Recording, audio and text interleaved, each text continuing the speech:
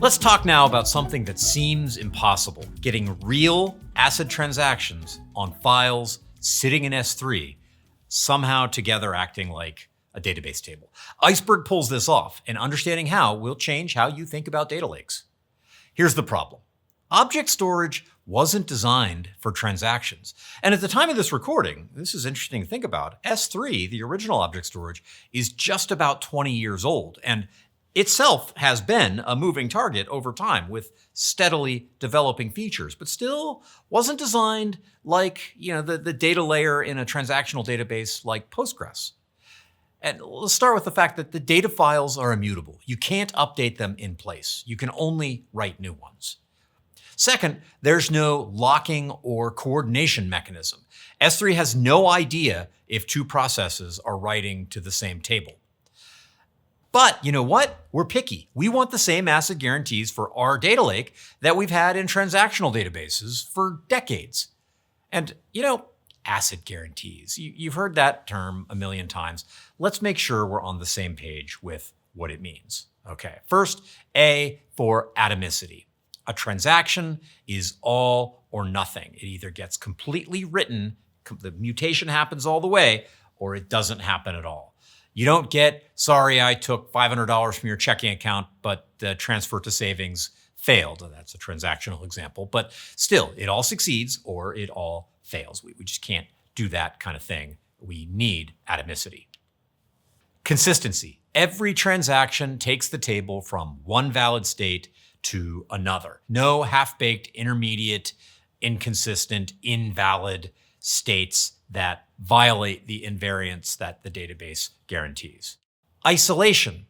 Transactions don't step on each other. When you're updating a bunch of records from one writer over here, another reader doesn't see those writes while they're in flight, before they're committed. There's no dirty reads, there's no partial results leaking out. Now, as I always say when I talk about ACID, isolation is itself a really complex thing. There are lots of different isolation levels and ways of thinking about this, which in their details depend on the particular database implementation you're looking at. So for now, let's just keep this kind of simple and say that a reader can't see a writer while that writer is in the process of writing. D for durability. Once you commit, it's remembered, it's stored.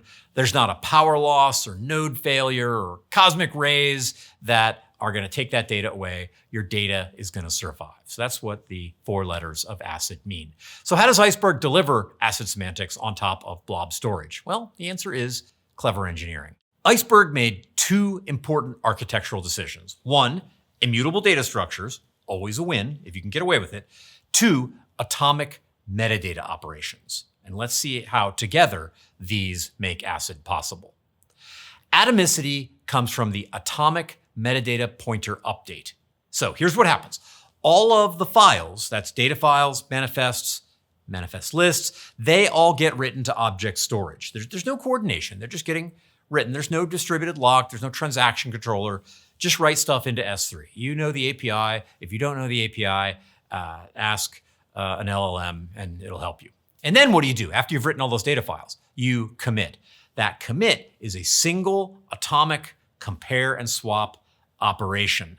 So that means you've got what you think is the old metadata file and you want to write a new one, and Iceberg checks, does the metadata pointer still point to the version I started from? Is that still the thing that I think it is? And if yes, swap to the new metadata file. If no, abort the commit. If the swap succeeds, everything's visible, it's all there. Swap fails, nothing has happened. This, of course, relies on that compare and swap operation in the underlying blob store. That has to be a feature of the blob store that you're using. Like, for example, S3 supports that, so that kind of thing will work. Prior to the existence of compare and swap in blob stores, this kind of thing would have been trickier. Consistency is the easy one. Snapshots are immutable. Once they're created, they can't become inconsistent. So, if you're making an inconsistent snapshot, there's a bug in your engine, in your writer. So if your writer is obeying the Iceberg spec, you've got consistent snapshots. Each one represents a valid table state. The schema is good, the partition spec's good, all the references point to real files, everything checks out. And here's the thing, schema validation happens at write time. So invalid data never makes it into a snapshot in the first place. Again, that's what the specification demands, and it's up to the engine doing the writing to fulfill that promise. So if there is somehow an invalid schema written, that's a bug in the engine. It is, in that sense, not being Iceberg, and it needs to be fixed. So when you're Iceberg and you're obeying the spec, you get that schema validation, as it were, for free. Isolation works at two different levels. Readers get snapshot isolation. So you pick a snapshot, you read that exact state of the table. You're immune to whatever concurrent writes are happening at the same time. Somebody else is creating another snapshot while you're busy doing your read. What do you know? Maybe somebody else even succeeds and creates a new snapshot while you're doing your read. Again, you're doing your read. You have your snapshot. You are isolated. Writers, on the other hand, use optimistic concurrency control. They don't take locks. They just try to commit. So if two writers modify different parts of the table, that's different data files, both commits can succeed. There's no conflict.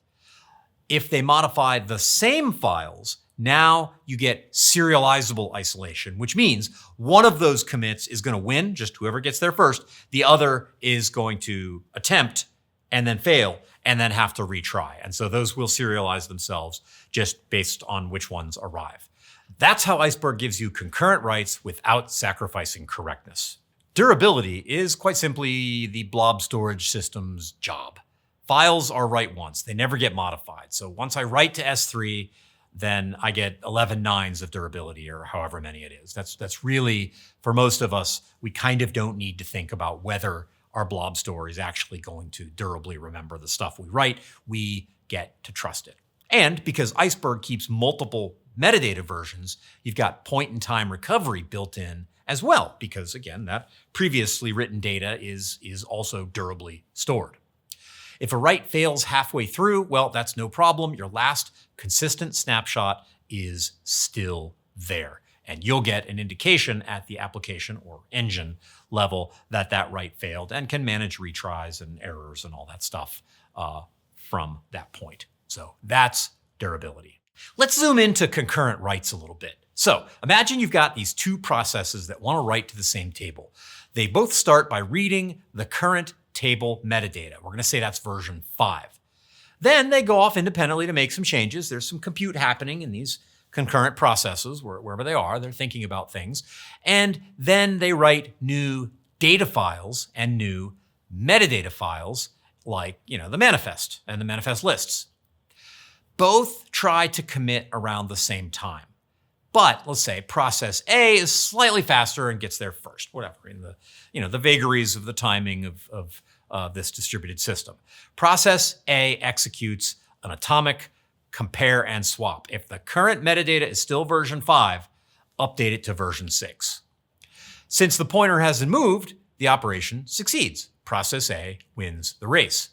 Process B shows up just a few microseconds later and tries the same thing. If it's version 5, I would like you to update to version 6. And of course, at this point, we learn, well, we're not 5 anymore. We're now 6. Process A already made that happen. And so process B's commit failed. But it's not over yet. What happens next, depending on whether the changes actually conflict. And this is a decision that the engine gets to make. This is specified in Iceberg, but the query engine that's doing the writing gets to do this work. This doesn't bubble up to the application.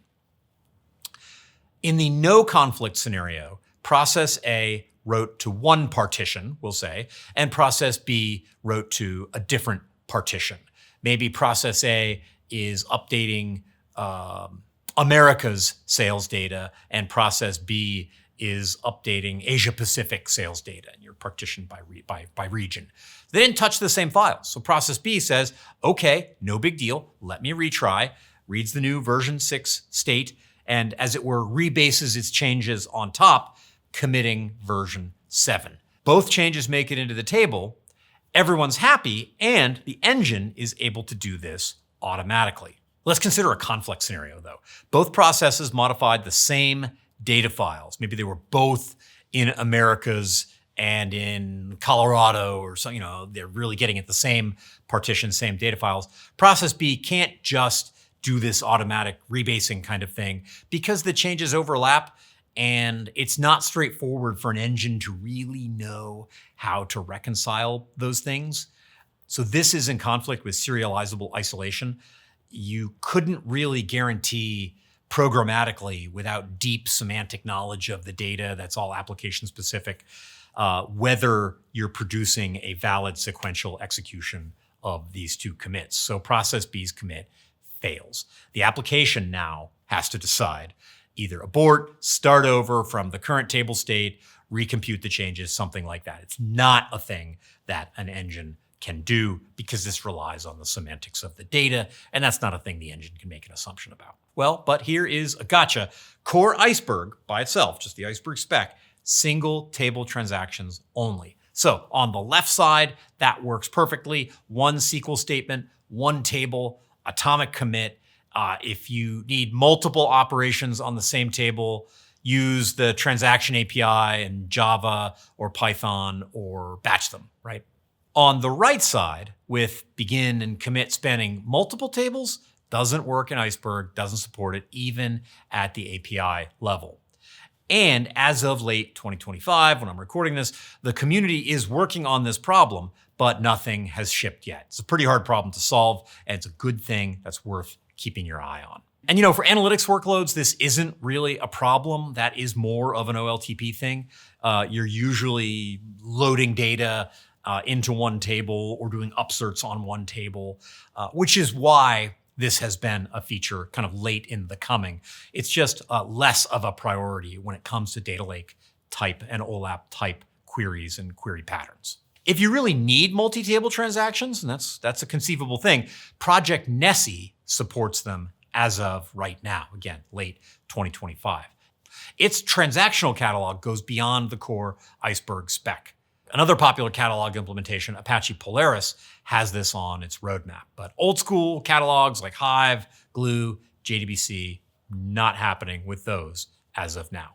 So that's Iceberg transactions. Atomic metadata swaps, immutable files, both of those together give you ACID guarantees on top of object storage. You can treat data lake tables like real database tables. Concurrent writes work. Consistency is guaranteed. There's no corrupted data, no partial updates. That is what a modern table format buys you.